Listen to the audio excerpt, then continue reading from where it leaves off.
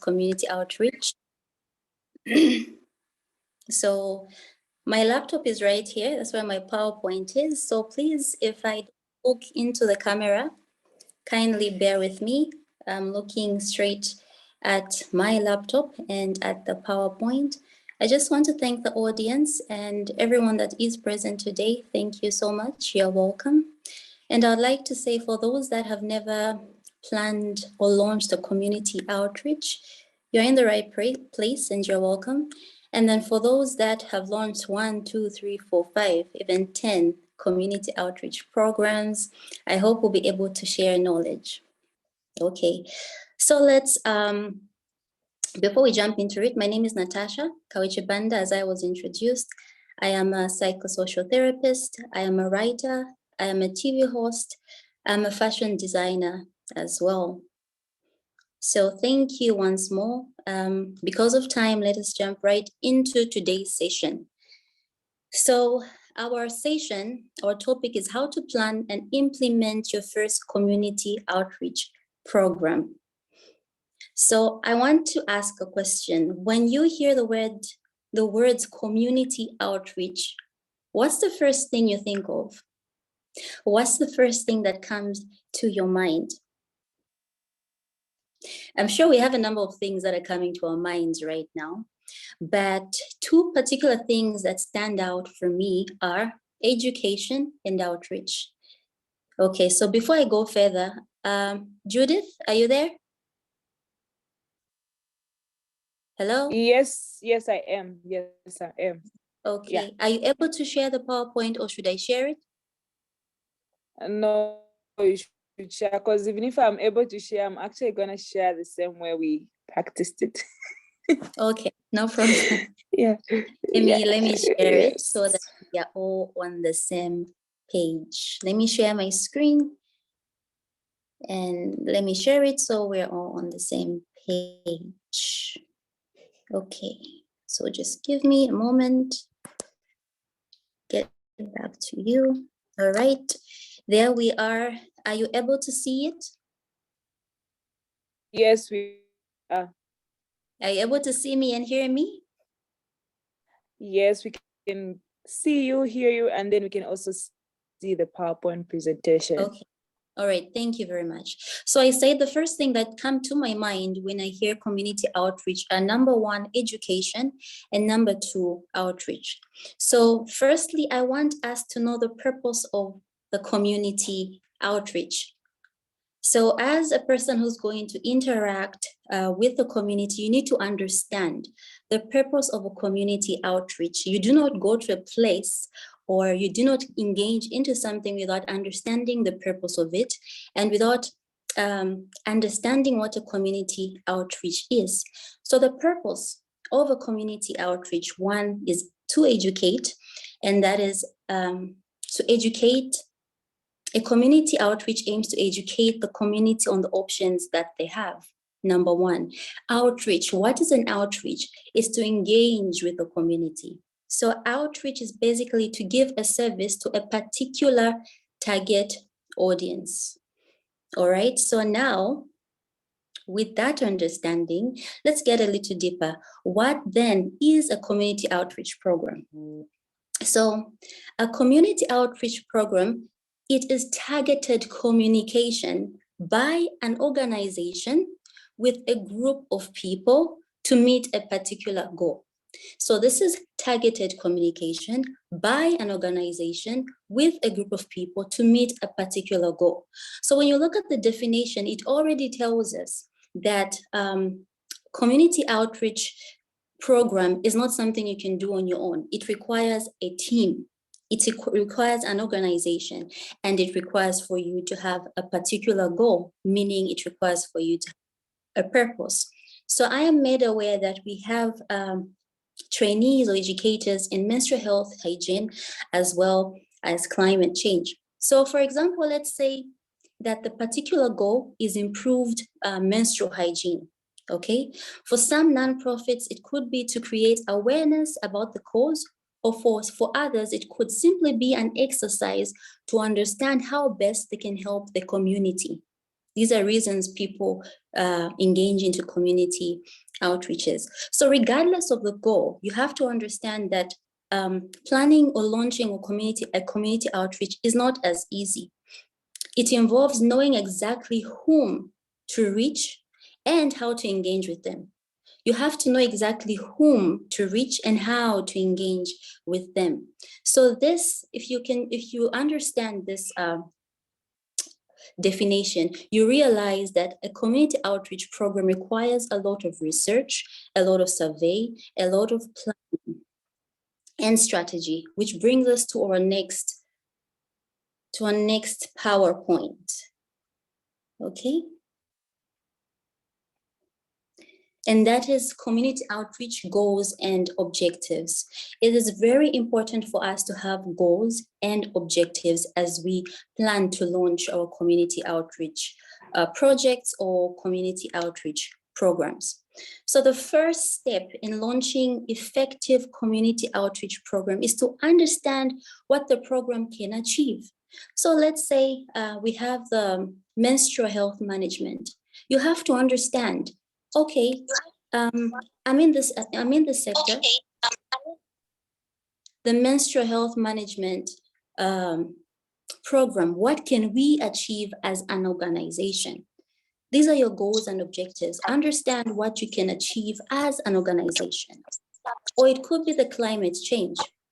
You have to understand what can we achieve as an organization in the community. That gives you motivation. That gives you a platform to strategize. That gives you a platform to plan your goals.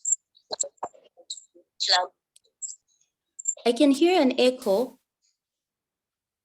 I can hear myself echoing. I don't know why that is. Okay, let me see if somebody has unmuted their mics. That could be it. Let me try to check. Right.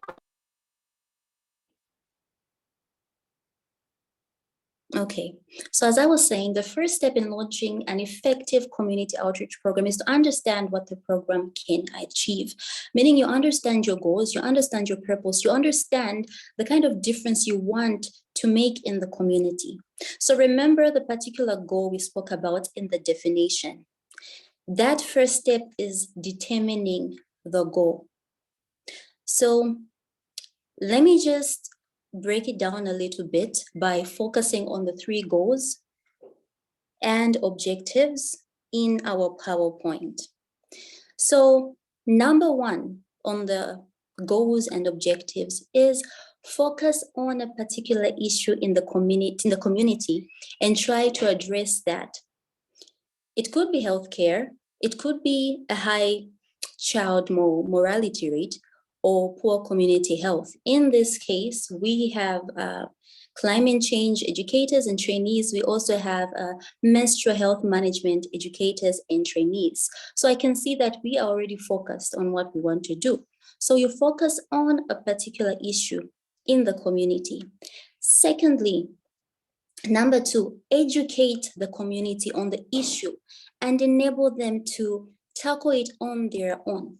So the goals and objectives, when you get in the community, when you recognize an issue, like we said, climate change or menstrual health management, what you have to do now is properly educate, properly give the knowledge that you have to the community so that even in your absence, they are able to teach those around them. Another thing you could do to spread the education or to be more effective is create zones and levels. What do I mean? You could have different centers. Let's say in Lusaka, where I am, I could have a center or a volunteer, let's say in Kawata, one in Woodlands, one in Ibex. That enhances education. Thirdly, work for policy changes that will help further your goal, okay? Work for policy changes that will help further your goal. What is your goal? Menstrual health management, let's say, is to improve menstrual health management. You look at those policies in our government and work to further those. Is it climate change? What policies do we have that relate with climate change? Let's work on those policies to further them. So in the case of menstrual health hygiene, Zambia unveiled the 2017 budget, which includes free MHM, that's menstrual hygiene management products for rural and peri-urban schoolgirls. So we have to work for policy changes, meaning that if we're in a new term and such changes, such policies that are already in place want to be changed, we have to work so that those policies remain, because they help us integrate. Okay, so we're still on how to launch a successful community outreach strategy. So unfortunately, there are certain community outreach plans or programs that always go our way. If anything, there are some that just go disastrous. If you're able to look at our PowerPoint, do you recognize the man that is in our PowerPoint? Okay, so there are probably some that recognize him and some that do not recognize him. So this man that we have in our PowerPoint is, that is John Allen Chau. So John Allen Chau is a missionary, was a missionary worker who lost his life when he tried to convert an estranged tribe. He was also on a community outreach project, and he lost his life trying to convert an estranged tribe. So his effort was tragic, a tragic example of what community outreach should not be. Now, I'm not saying that we may face tragic situations like John, but then if we go into a community without planning, without survey or proper research, there are certain challenges that we may be faced with. Okay, so we have to know what kind of community we're going to engage ourselves in. We have to know the environment, we have to know the language they speak, we have to know their behaviors, and so forth. So let's sidestep all the controversy and look at his mission, that's John, as just another community outreach plan. Okay, so we would say, unfortunately, it was an abject failure. Why? You know, it was an abject failure. And why is that? This is because he did not have a plan. One, he did not have a plan. Two, he did not understand his target audience. Very important to understand your target audience. Is it youths? Is it the senior citizens? You know, is it teenagers, children? You have to understand. So he did not understand his target audience. He did not know what they needed. If you go to a community, you have to know, after you research, what does my community need? Okay, you do a background search. What does my community need? What do I offer? What can I offer them according to my organization? That is if you have already identified what you do, okay? So another thing is that he went into his community outreach program blindly. So of course he was set for failure.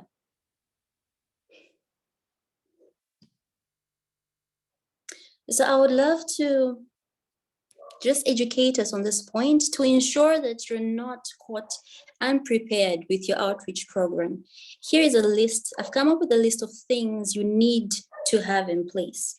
Okay, so you do not have to be caught unprepared when you launch your first outreach program. So here's a list of things you need in place. I'm going to read them. There are 9. I'm going to read them one by one, and then later on explain in detail. So the first thing that you need to have in place is conduct a needs assessment. It's a community needs assessment.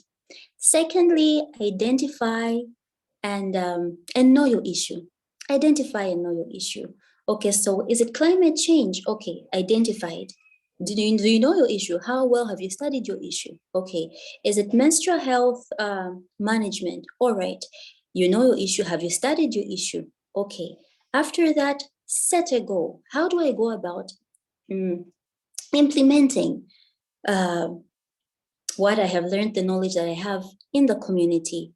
Number 4, create a list of stakeholders. a list of stakeholders. So we have what we call gatekeepers. I'm going to explain this further on creating a list of stakeholders. We have what we call gatekeepers in the community. What are the gatekeepers in the community? These are the people that have stayed in the community the longest. They have generations and generations in their community. These are people like headmen. These are people like the chiefs. These are people like the chief advisors. So we're going to go deeper into point number 4 in the later slides. Then the 5th point is develop a strategy. The 6th point is build a coalition and start engaging with key decision makers. Number 7, craft and refine your message. Number 8, tailor it across channels. Number 9, measure your impact. Okay, so in the next slide, what I'll do is explain in brief detail the points that I have just mentioned. So conducting a needs assessment, what is that? Conducting a needs assessment in the community is basically the process of gathering more information about the community you're focused on, gathering more information about the target audience that you're focused on. This is knowing the people, knowing the language, what language is prominent in that community, what issues do they face in that community. So conducting a community needs assessment also helps you or tells you about the strengths and the resources available in the community. When you're aware of the strengths and the resources available in the community, it's very easy for you to set your goal. It's very easy for you to strategize. Another thing that conducting a needs assessment does is that it gives you a more accurate picture of the issue. So when you conduct a needs assessment, it gives you a more accurate picture of the issue. What is your issue? Climate change. Okay, you conduct a needs assessment. How well do people know about climate change? Okay, how well do people know about menstrual health management? So it gives you a more accurate picture of the issue, the local policies that impact the issue, and the environment.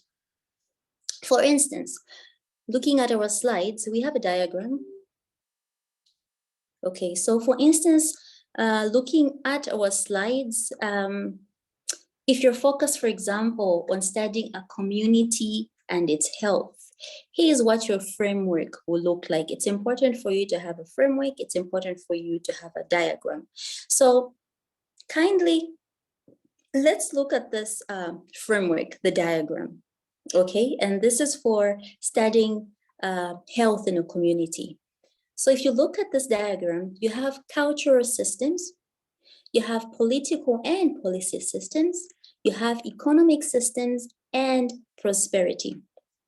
All these tackle down to community social environment, as well as community physical environment. So under community social environment, what do we have? We have, for example, poverty and social inequality. We have gender distribution inequality. We have social homogeneity and cohesion. We have cultural social norms. Then when we look at the community physical environment, what do we have? We have pollution, we have population density, we have climate.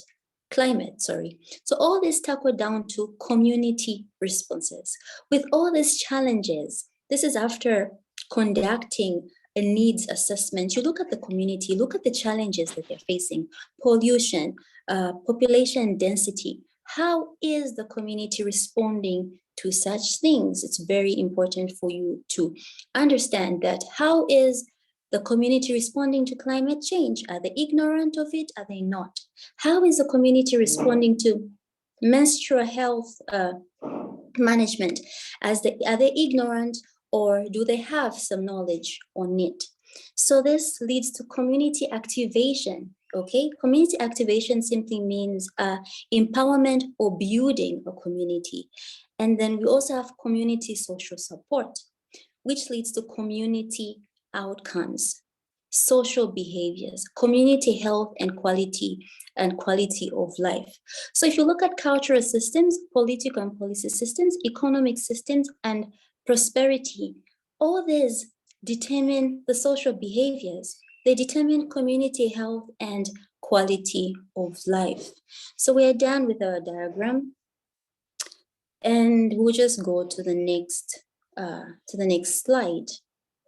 We're still on how to launch a successful community outreach strategy. Our second point is identify and know your issue. Identify and know your issue. Just give me a minute. Identify and know your issue. So when you have done a well-assessed, when assessment is well done in the community, issues are highlighted automatically, okay? So it's easy for you to identify the issues within the community. So identify and know your issue. It helps you highlight the issues within the community, okay? It helps you identify which issues to tackle. And I'm glad that in our audience, we already know that, okay, our focus is 1, climate change. Our focus is 2, menstrual health hygiene. So we already have identified our issues. So I would like us to understand that identifying and understanding this is essential. Why? It is the issue and how we address it that would define the entire strategy of your community outreach program. So the issue, climate change or menstrual health management, how we identify it, how we address it, this will give us platforms on how to strategize. Okay, so if you identify climate change and you realize, okay, in Kawata, people are not so aware about climate change. So it gives you strategy on how to actually implement and educate. And then if you look at menstrual health education, let's say a certain rural place, they have no idea about that. It gives you strategy on how to plan. How do I engage with these people? Because unfortunately, there are some people that have never heard of menstrual health hygiene. Okay, and if you get into those environments, you need strategy. All right, so your goal would be to sort the issue ideally with measurable impact. Okay, so we all want to do good to our communities, but it's something that we shouldn't just wish for, but something that we should take action and make sure there's measurable impact. What do I mean when I say there's measurable impact? Let's say you go to a rural area and you probably talk to the gatekeepers, the people that I talked about, let's say the chief, or maybe a principal, a head teacher, a health or medical administrator. You talk to them and say, okay, this issue of menstrual health management, it looks like people don't have much knowledge. Where do we start from? How can you help us?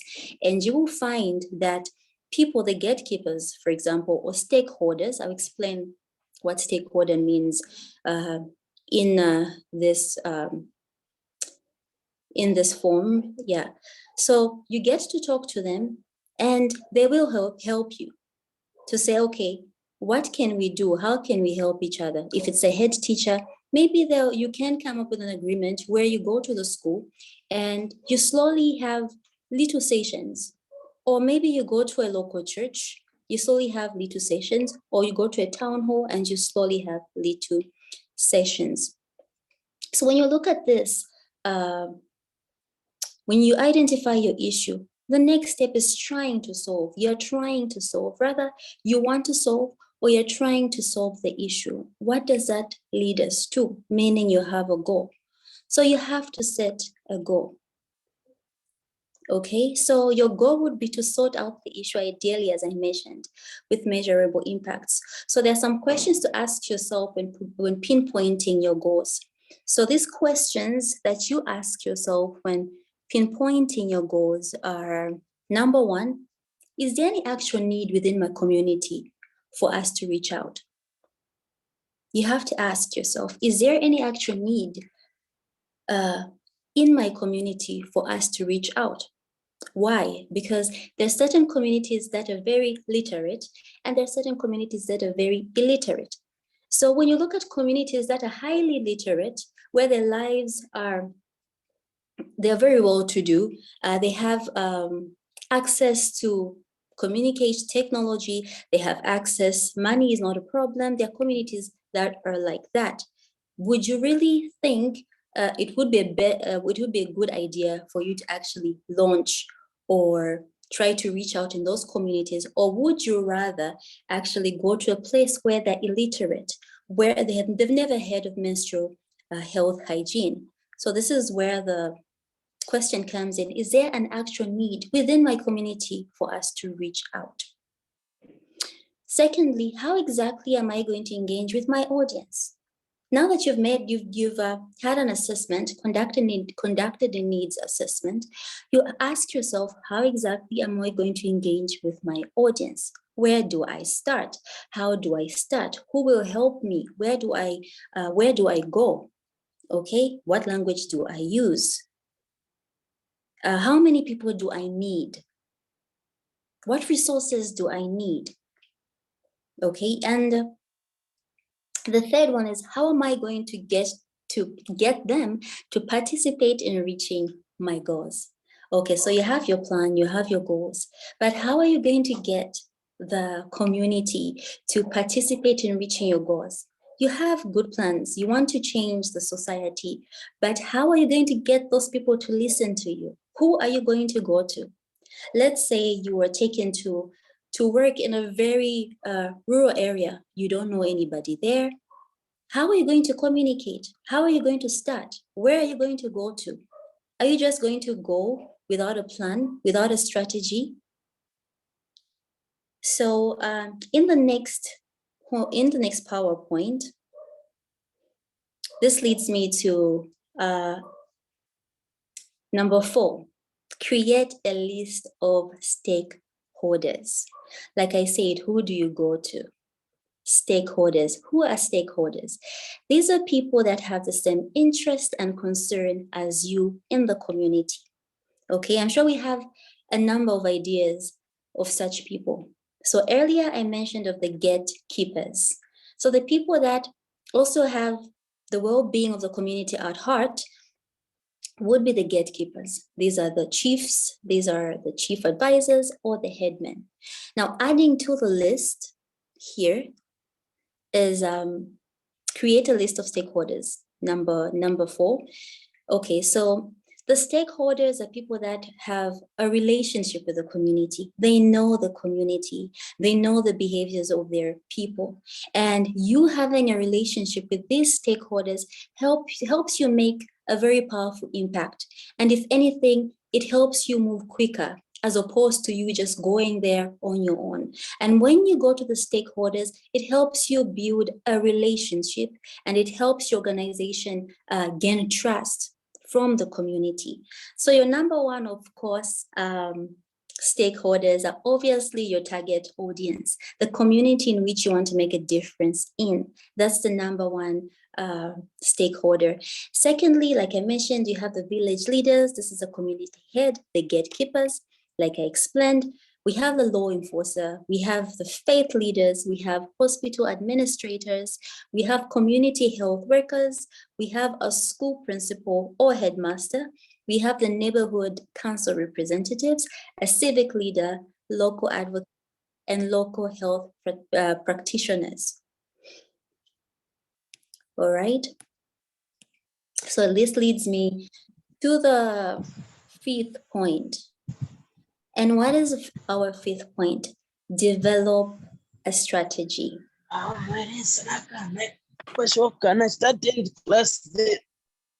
Just a minute, I'm just trying to fix my PowerPoint. So develop a strategy. So if you look at point 1 to point 4, this gives you at least an outline of how you could run your community outreach program, but you need a strategy. So a strategy helps you determine your presence in the community you are targeting. How do you go about talking to the stakeholders? Where and how do you start? So developing a strategy also defines how you go about achieving the outcomes you have described. So let's note that successful outreach strategies are those that primarily involve 1, the community and the stakeholders. A few examples of community organizing strategies you can implement include housing and meetings. So when I say strategy, how do you go about talking to the stakeholders? How do you let them know about your program effectively? Do you just go to their office? So there are a few things you need to know about getting to engage with these people, getting to know them, getting to let them know about your organization, about your concerns, about what you do. So under point number 5, developing a strategy, one, what you could do is housing meetings. What are housing meetings? Housing meetings are simply gatherings, get-togethers. You can have them in the home, you can have them in the church, or you can have them at a restaurant. What happens at these gatherings? You interact with the stakeholders that we mentioned earlier, the local advocates, the local health practitioner, the headman, the chief, the faith leaders. You interact with them. You talk to them about your goals. You talk to them about your organizations, what you offer, what differences you want to create in the community. And these are very important. Why? Because you get to earn even volunteers. You might even get sponsors from these gatherings. And another important thing when you're having these gatherings is that provide food. Please provide food, because it's very hard for people to listen to you with an empty stomach. I hope you people have eaten whilst listening to me, because if you haven't eaten, you might not be listening. If you've eaten too much, and if it's Shima, you might be sleeping, because I can't keep an eye. So anyways, when you have the gatherings, the house meetings, make sure that at least give them something to eat, and don't forget to carry your brochures. Don't forget to carry that, because they can go back home and read through about your organization. And this would be a chance as well to share your website if you have a website, because people might want to know, to have additional information about your organization. Another strategy to engage with the stakeholders is canvassing. What is canvassing? Canvassing is simply going door to door. Okay, this will need volunteers. Going door to door, and canvassing is very impactful. Why? Because canvassing is very impactful because it gives you a chance to interact with your community members one-on-one, and you get to get ground information. You get to know, you get to hear what the community wants. You get to hear the complaints firsthand, and you also get to educate them. Judith? Judith, are you there? Hello? Yes, Judith? I'm here. I'm gonna just remove her because I've told her if she can just unmute her mic, because I'm failing to mute her. Yeah. Okay. My apologies. That would really help. Thank you. Where was I? Where was I? Okay, I was on canvassing, the importance of canvassing. So it gives you an opportunity to just get to the ground, to see the ground realities. You're interacting with people one-on-one. They are talking to you. They're telling you their issues. This also gives you the chance to get volunteers. Then under that, we also have, give me a minute, organizing or participating in events. So another thing that you could do is take advantage of festivals, okay? Or holidays, or such things where you organize events, and you put a stand somewhere, you start some music in the community, and as people are coming, you're giving them flyers, you're talking to them about your organization, you're talking to them about what you do, and also participating in events. So the community might have an event. Take advantage of that. What do? Put a stand. Is there anything else you can do? Is there anything else you can help out with? And this is how you interact with the community when it comes to developing a strategy. And then lastly, on this point, we have seminars, presentations, and workshops. So you have community halls in these communities. You hold seminars, you hold presentations and workshops. Use the seminars, presentations, and workshops to train the volunteers. Train them so well that they're able to go out in their communities and become advocates. Okay, they spread the message for you. And these are the people that you also have to include in your team. Because when you're, like I mentioned, community outreach is not a one-man's job. It requires unity, it requires teamwork. And it would be very unwise to go in a community and not engage in your team people from the community because you're closing them out. So you engage people in the seminars, you train them, people from the community, you train those people. When you're done training them, you send them back into the community, and they'll be very effective to talk about the organization, what you do, what you can achieve, and you find that work moves a lot faster. So that seminars, presentations, and workshops. During the seminars, presentations, and workshops, how, for example, how you could equip the volunteers is that, let's say you teach them on how they can easily recognize a person who's being abused. Okay, let's talk about the topic of abuse.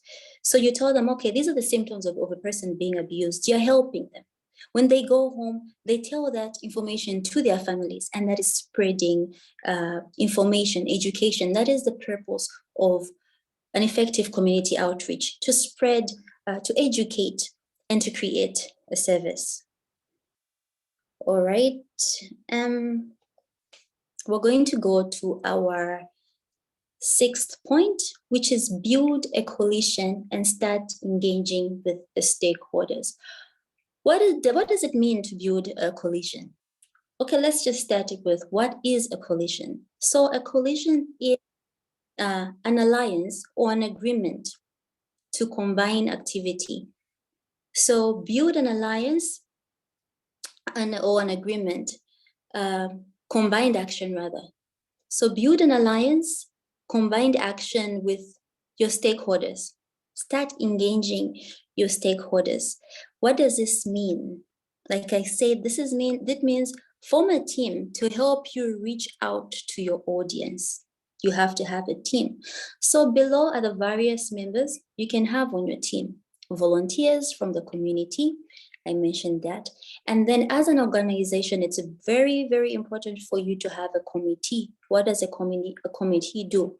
The committee helps you organize and bring order to the organization. It helps you implement, evaluate, analyze. It helps you assess how far you've gone on this stage. Okay, the first stage, how far are we? Are we winning? You know, the second stage, have we lagged behind in some way? So your committee as an organization is very important because it helps you give direction to where you are going. And on the 6th point, building a coalition and start engaging with your stakeholders, we have partnering up. What do I mean by partnering up? So you may partner up with an organization that has the same mindset as you.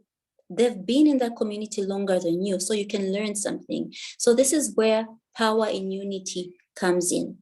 So that organization that is similar to you will probably help you and teach you certain things that you may not know, give you certain knowledge that you may not know about that community, and this helps you move faster. Also, identify other influential allies in form of community leaders, church ministers, schools and colleges, public health care centers, local businesses, etc. And coming to our 7th point, let me just try to put it on my PowerPoint. 7th point. Okay. Coming to our 7th point, and that is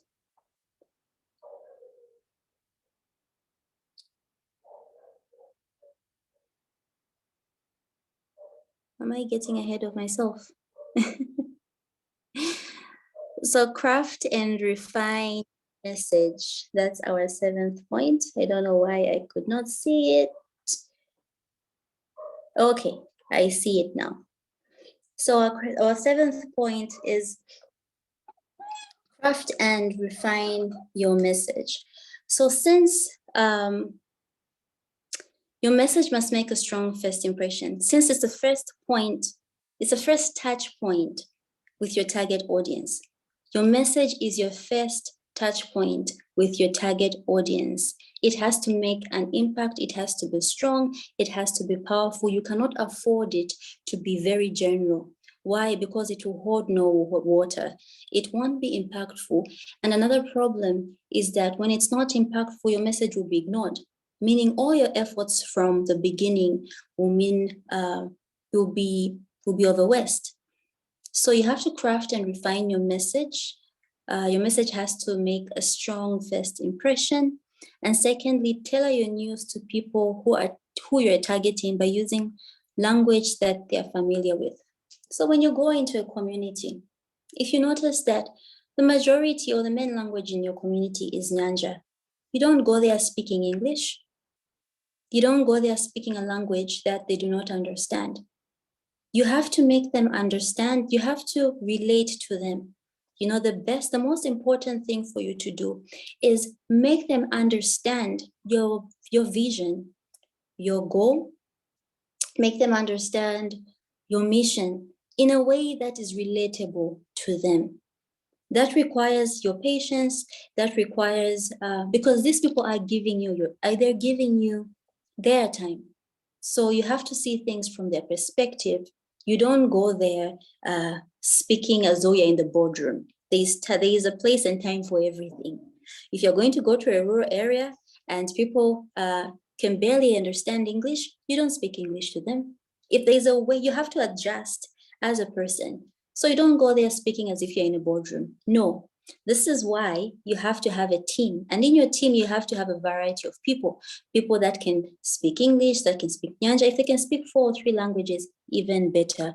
But at the end of the day, for you to create change, you have to be relatable to the target audience. And that is tailor your news to the people you're targeting by using language that they're familiar to. And then under crafting and refining your message, make sure that your communication should be articulate and consistent. So if I go to my target audience today, if I go to the community trying to make a change, trying to make a difference, I'm talking to them about menstrual health hygiene. Okay? The next time I show up, I shouldn't talk to them about climate change. I'm confusing them. What am I trying to say? I'm being inconsistent. It's very hard for people to trust you like that. So let's say I go into a community and I realize, oh, these people lack knowledge. They have little or no knowledge on climate change. Okay, I begin to educate them on climate change. They're following, they're understanding. The next time I come, I start talking to them about menstrual hygiene management. That is confusing your audience. And at the end of the day, you will not be able to achieve the goal in which you started with.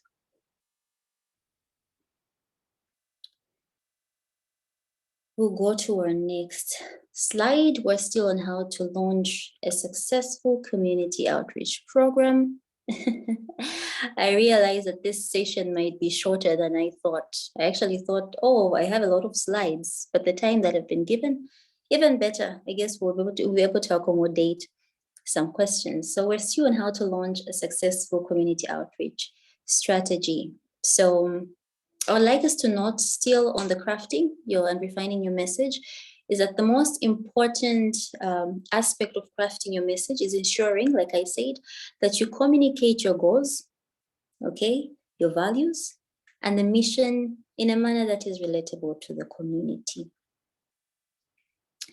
The 8th point is tailor it across channels. What channels do we have today? Technology is growing and we have to be updated with technology. There is no way we are going to launch a successful community outreach program minus technology. So we have a couple of channels, and that is social media. And you have to know your target audience as well. So social media, we have Facebook, we have Twitter, we have Snapchat, we have Instagram. All this is good, but just understand your target audience. Let me say for the young people, usually they're found on Snapchat or Instagram. For the elderly people, you'd find them on Facebook and Twitter. So you have to keep in mind what target audience, what is my target audience? And secondly, under tailoring it across channels, we have traditional media. What is traditional media? This is the old school, newspapers and magazines. So newspapers and magazines are still an effective way of tailoring information. Elderly people use magazines, they use newspapers, and where can you find these things? Where can you paste, let's say, your flyers? You could go to the mall. Okay, so young people, if it's flyers, right? You go to the mall. You paste your flyers that side, or you give out your flyers that side. Another thing is you go to the record section. I don't know who still uses CDs nowadays, but anyways, it's still effective because you might never know. So you can also paste or stand there and give out flyers at the record section. Then we have phone calls, texts, and emails. So phone calls are a very intimate way, rather, of getting to communicate with people, that is the volunteers, or just answering people's queries, getting to know what they need in the community, getting to know what you could help them out with. So phone calls are still very impactful because they're quite intimate, I would say. Then we still have texts, we have emails as well. A caution on emails, like I said, you have to know your target audience. Emails, most people that open their emails are working class people. So all that downs to knowing your target audience. We have direct mail. So direct mail is still an effective way of tailoring your communication channels. Why? It creates impact because that's the tangible thing. If I receive a direct mail of a brochure, I have it. It creates, I can touch it, I can see it. I'll put it on my table, I'll put it on my desk. Someone will come and see it. So it's very tangible. Even if it's still old school, it's very tangible as well. Then we have flyers. Like I mentioned in one of the points, like for flyers, you can give them out, at malls. You can also give them out at the record section. So what we should note is that whichever tool you use, make sure it's an appropriate one for your target audience. It has to be appropriate for your target audience. Going to our next slide.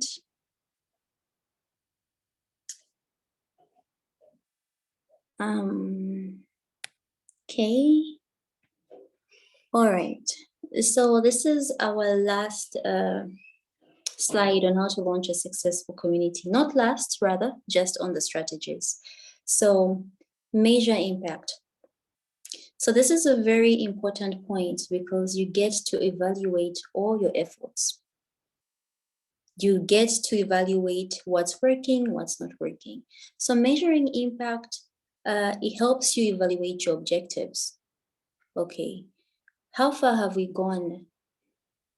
Have we been able to meet our goals? Okay, we decided to volunteer. Our target was to recruit 100 volunteers, and we've only recruited 60. What is the problem? Did we not reach out enough? Did we not have enough meetings?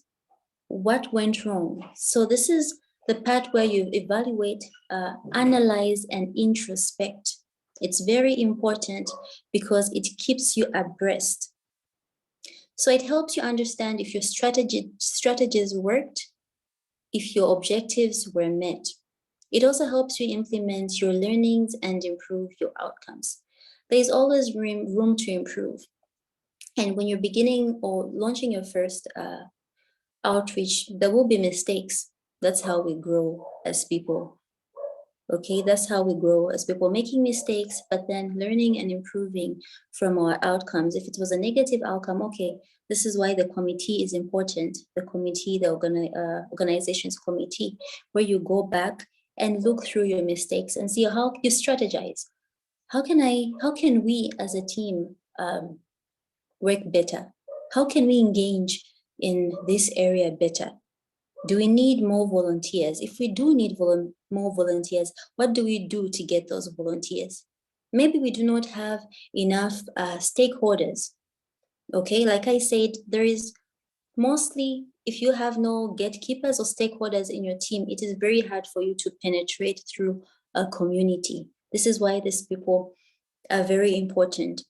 And another thing is that even as you reach out to the community, if you make it seem as if it's an advertisement or a sales pitch, no one will buy it. If anything, people will be put off when they think you're trying to advertise, when you think you're trying to make it more of a sales speech.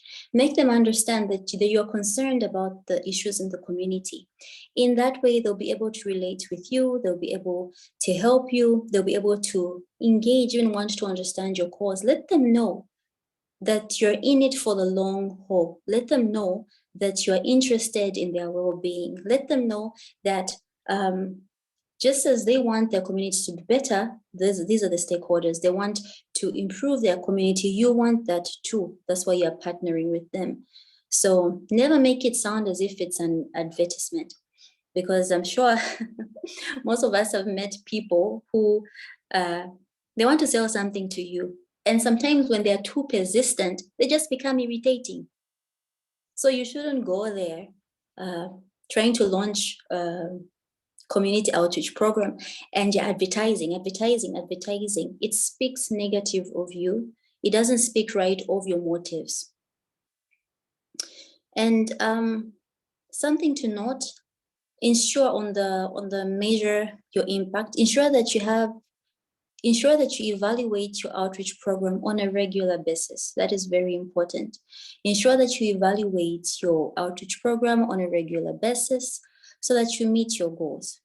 So it's not that, okay, even if you had a great outreach program and you're happy about it, things are working well, that shouldn't stop you from constantly evaluating, because you're giving a service to the community. So you have to constantly give your best. You have to constantly be updated. Things change in communities. You have to know, okay, how well are people doing? Has anything changed? Am I missing anything? Is there a new policy? So you have to constantly, on a regular basis, evaluate your goals to see if you've met your goals. So the key is to have solid, measurable parameters for every aspect of your outreach program. Graphs and diagrams can be implemented. Very important for you to easily see and evaluate, analyze, and introspect. It's very important for you to have graphs. Implement graphs in your outreaches, in your meetings, in your seminars. Always have graphs. It gives you a visual picture of how far you've gone as an organization. Very important. And finally, we are on the second final slide, or should I say the last slide. We started at 20, this is almost going to 9 p.m. So I think we're in good time. So the final tip, so we know that launching a community outreach program is never easy.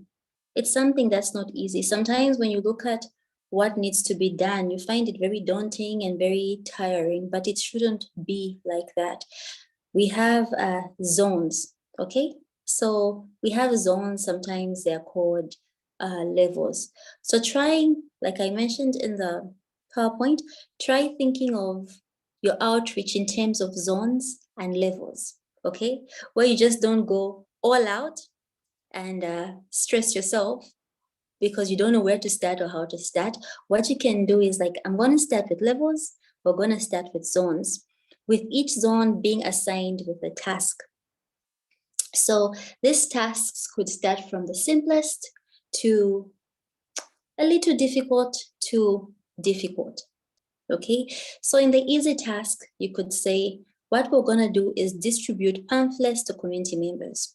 Okay, so you begin to distribute pamphlets to community members, and slowly they're getting to know about your organization.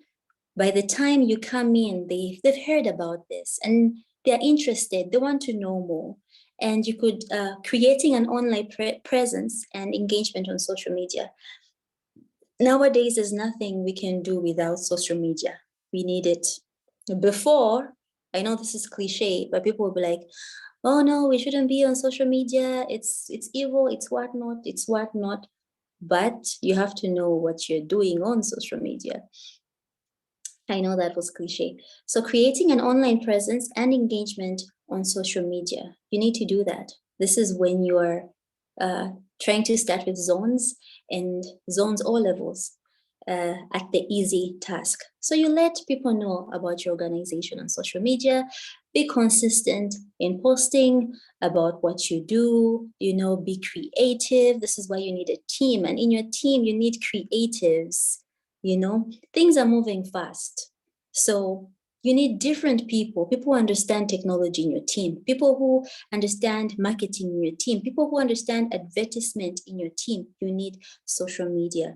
So zone 2 is slightly difficult. So let me go back to zone 1. So when you're comfortable with zone 1 and you're winning rather in zone 1, it gives you the confidence to say, okay, you know what, I can go to zone 2. So zone 2 is slightly a difficult task, which involves training volunteers for canvassing.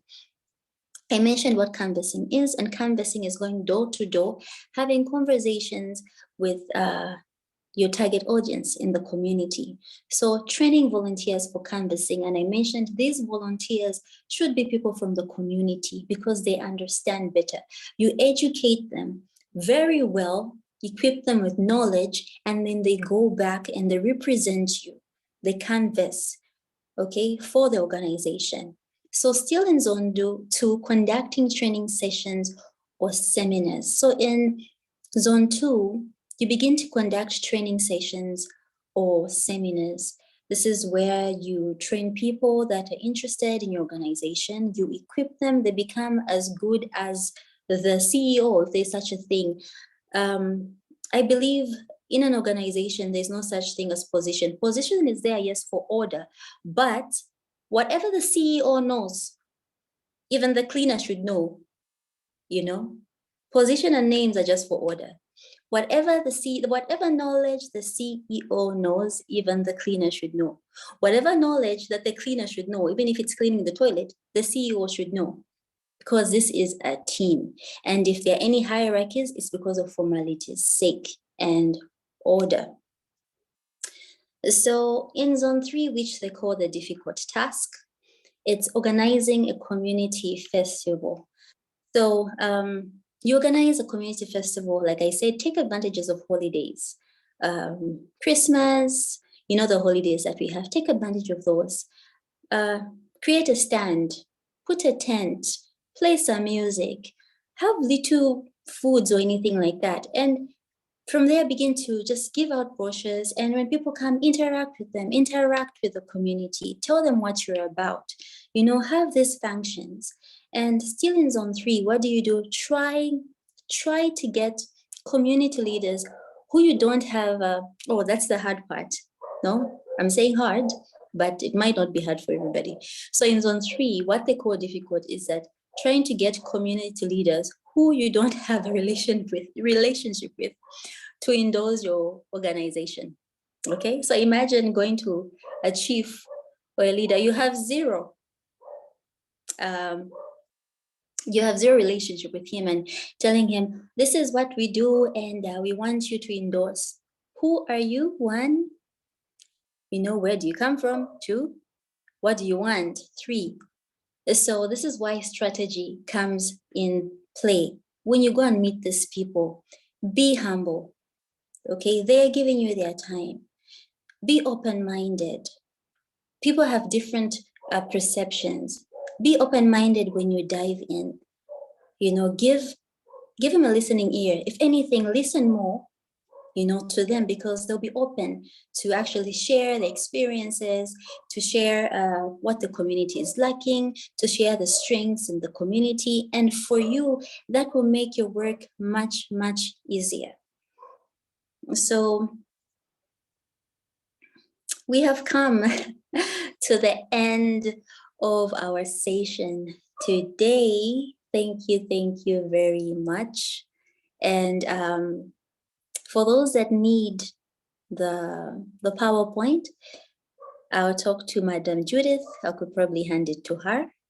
And from there, she could see how she could distribute the PowerPoint to you. So all in all, another encouragement is that launching an effective community outreach program, you might have this wonderful vision in your mind, but sometimes it does not turn out how you envisioned.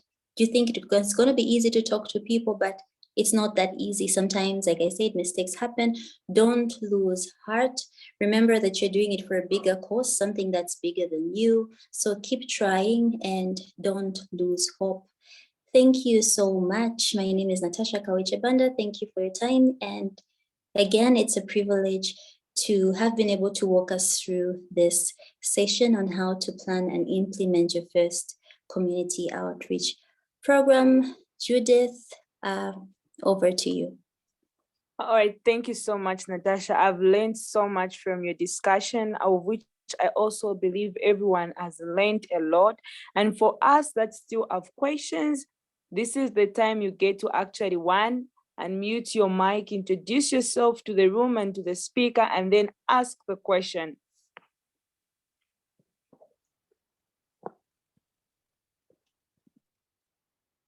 Okay, Natasha, you can just stop sharing the screen. Okay, perfect. So guys, feel free, unmute yourselves, ask the question. She's still in the room so that we have clarity as we will be planning our community outreach programs. We have all the answers answered for us, all the questions answered for us. So feel free, unmute yourself, introduce yourself.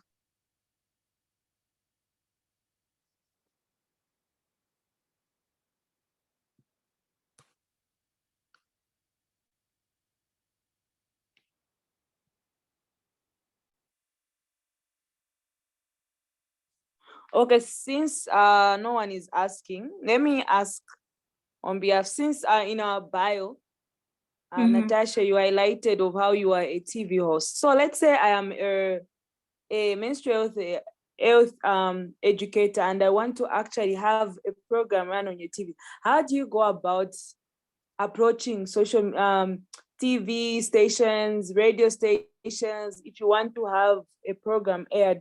Or is it everything we must have connections? Okay, for us that don't have connections.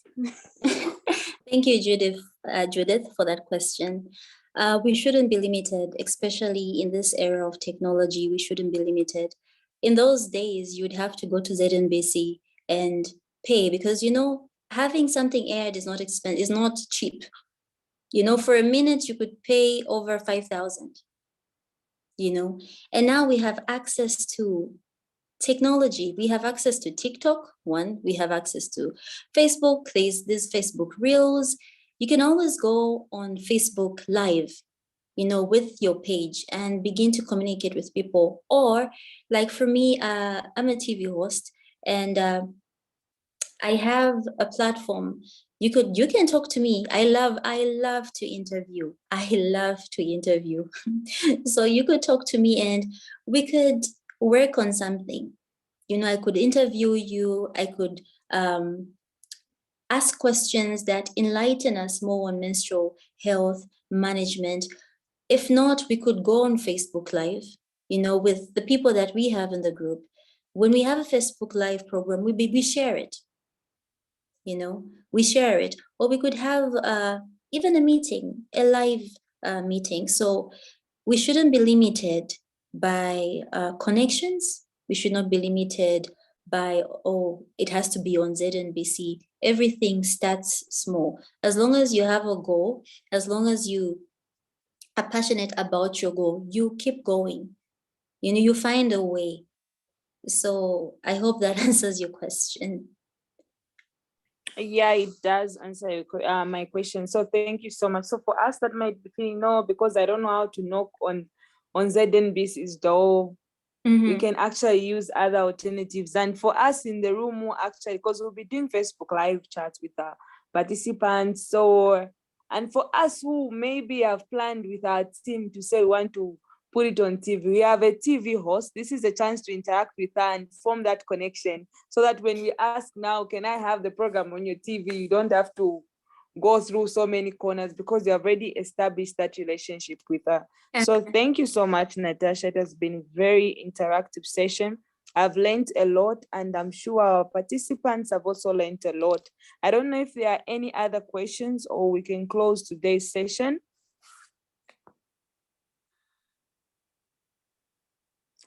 Okay, it seems I have a question. All right, cool. You can ask. You can start by introducing yourself and your question. Oh, okay. Hi, my name is Hannah, and thank you so much, Natasha. I've learned so much today. And my question is just part for volunteers. So does that mean that every community I go to, I have to find new volunteers? Because you talked about people who are relatable and kind of known in the community, or you can have the same people that want to also go with you in different communities. Okay, thank you so much, Hannah, for your question. So if you look at community outreach programs, the larger number you have as staff to actually reach out in the community, the better. Why? Because you reach out faster. So it's important for you to have a strong impact in the community.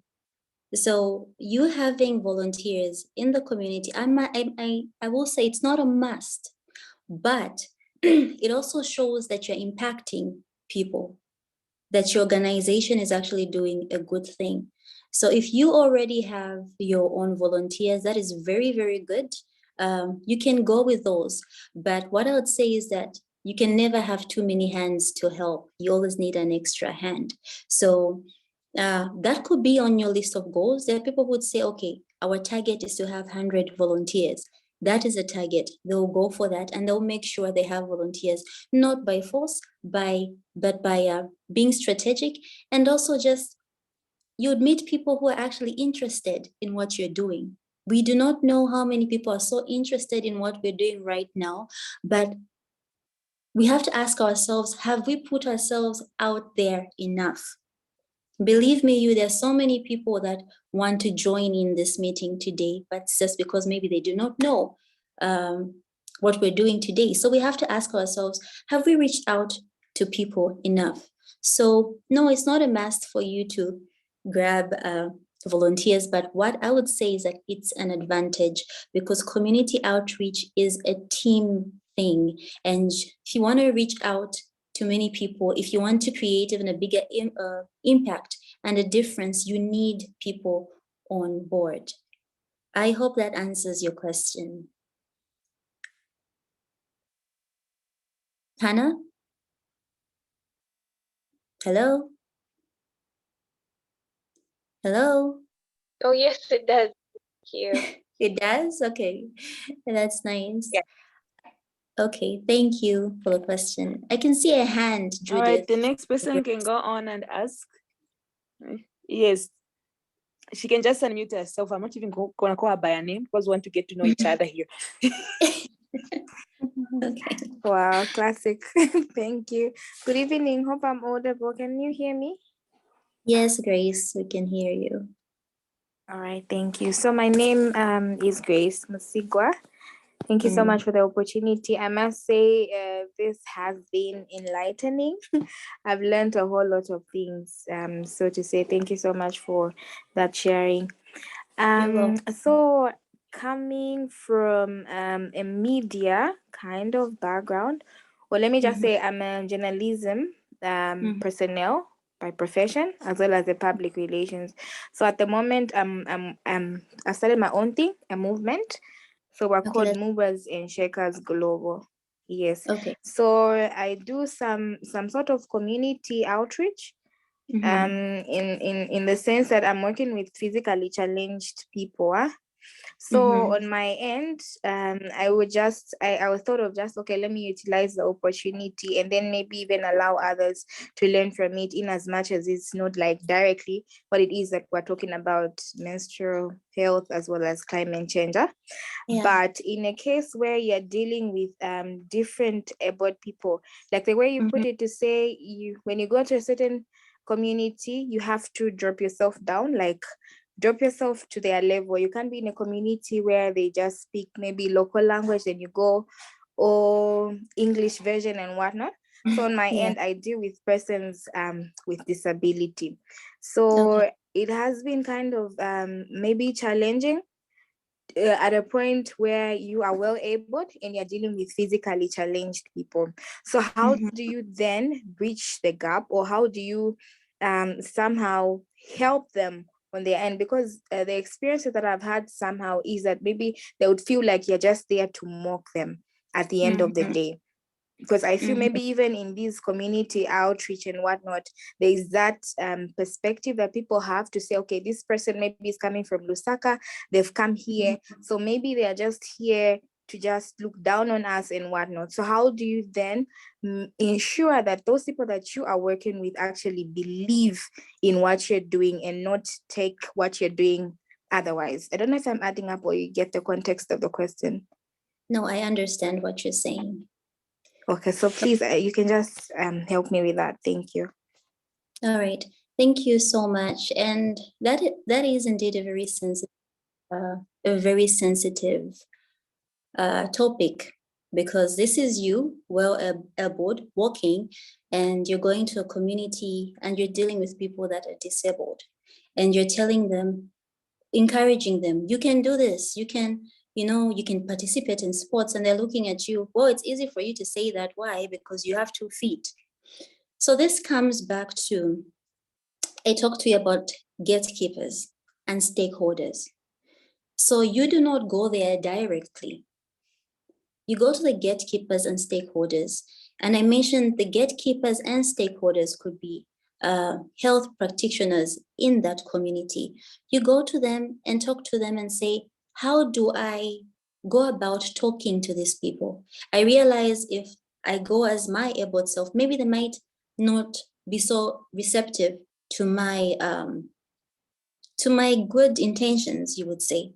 So go to these gatekeepers, ask them, let them help you, because gatekeepers, let's say maybe headmasters, heads, chiefs, they already have the trust of the community. For example, if I were a disabled person and you came to me and you told me, oh, this is what I want to do for you, I don't know you, so I would obviously question you. But if there is a person I know, maybe a church leader that knows me and we interact, and you go through that church leader and say, how do I help this person? How do I let them know that they have good intentions?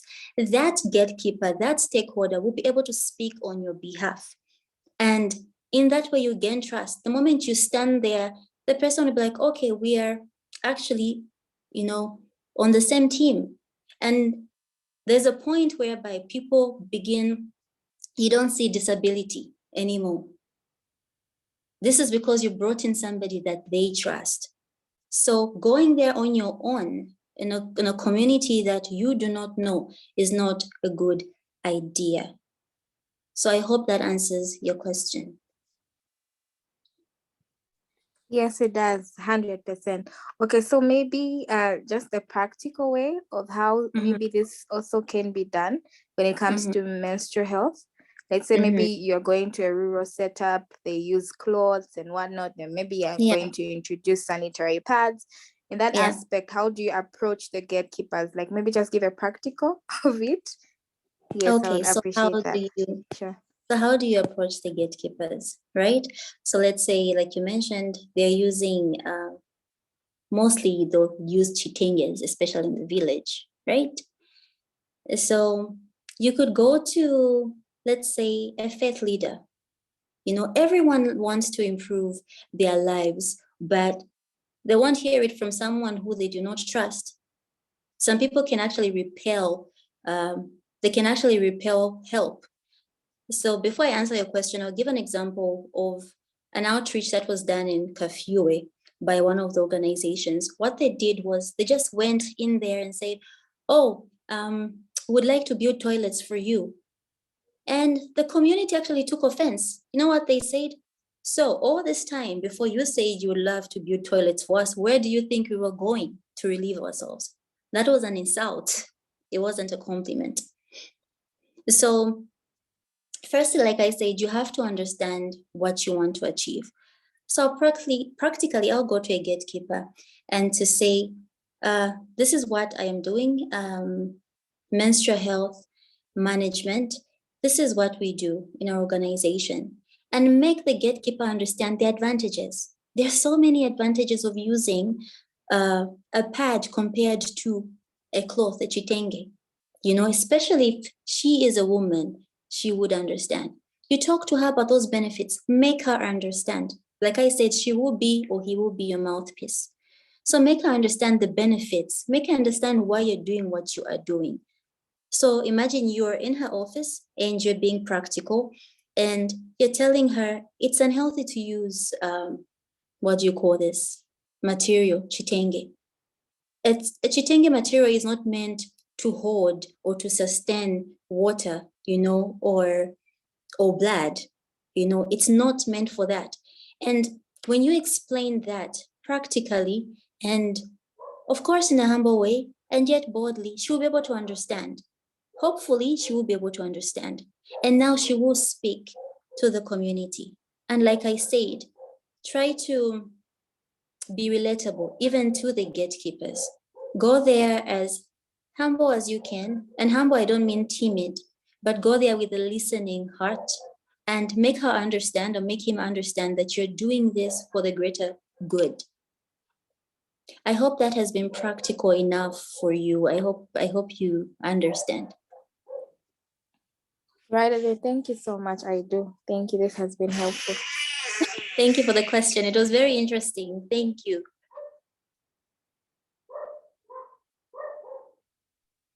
All right, guys, do we have any more questions?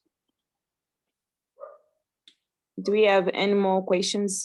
So I'm just gonna quickly add on what Natasha has talked about, especially with the importance of engaging gatekeepers, especially in rural areas. For us, even as CDF who work in Wapara province, it is something that is very important to engage community leaders, to engage even women that are respected at a particular community and talk to them in as much as they might not understand. And even more important, when you're talking to them, have empathy. Don't look at them from a background to say this person is actually not educated. Some of them might actually question you, but our tradition says you can't talk about such things publicly.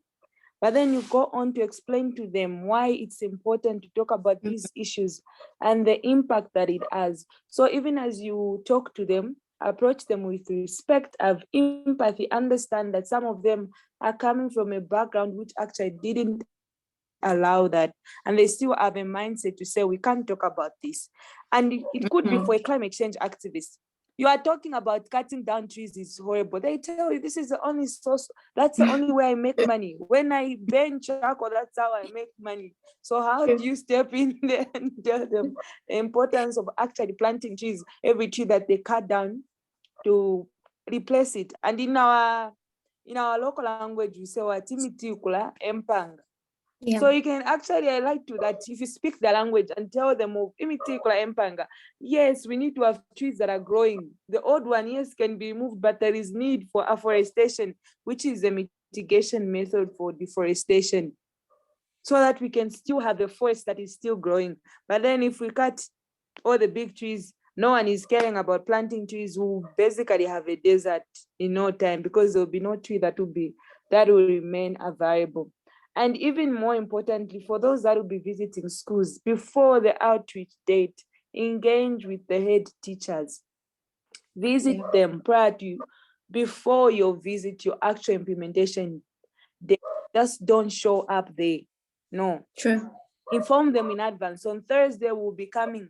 This is the program we are having and the benefits of this. Engage with the school, the head teacher, the guidance teacher, whoever you can find at that particular school.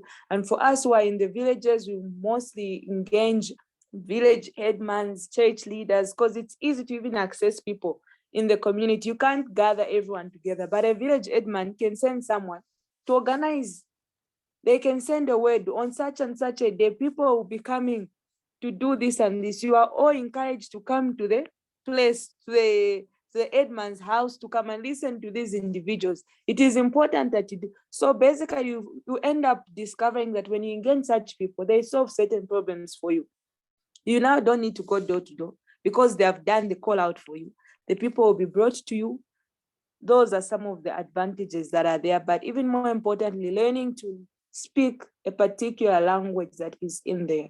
As CDF, which is an amazing thing, as members of CDF, because we want to include inclusion. In December, all the members of CDF will be learning how to speak sign language because we want to ensure that children are included. And we have a member who can't speak English. She can speak English, but she's deaf. So she speaks sign language. And this person has been committed in all our outreaches, despite not knowing what is going on around us. Somebody has to type it to her. But then we are saying, we want her to also feel involved. So as CDF members, we will undergo the training because we want to communicate with our member and ensure that she also feels included because she's part of us. So those are some of the lanes you might need to go in your community outreaches. For me, Judith, who can't speak Nyanja, in Lusaka, I might grab someone who knows how to speak Nyanja so they can interpret it to the people and we understand what is going on here. So guys, do we have any more questions?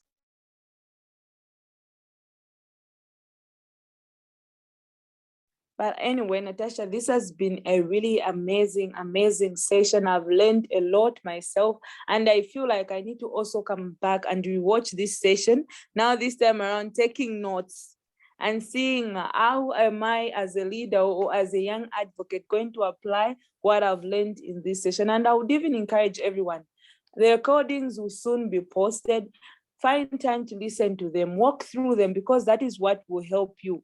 Even on the graduation day, we might be highlighting some people that have been participating so much to our guest of honors that we are going to invite. So you might want to start positioning yourself for that. And there might be some prizes, might be. And some of you might end up meeting certain individuals that you never thought of meeting because of your ability to remain committed, your ability to actually apply whatever you are learning on this platform. And even more, we are doing so because we don't want you to finish the course and then sit down with the course and nothing is happening. Just have a certificate, but you can't do an outreach. So we are bringing all those topics to guide you through on your journey and ensure that you are a huge success story. Even as you leave CDF's platform, you still be able to carry on with the information that you have been impacted and impact even more lives of other individuals. So for now, from me and Natasha, it's good night and God bless you. Thank you so much. Good night and God bless you.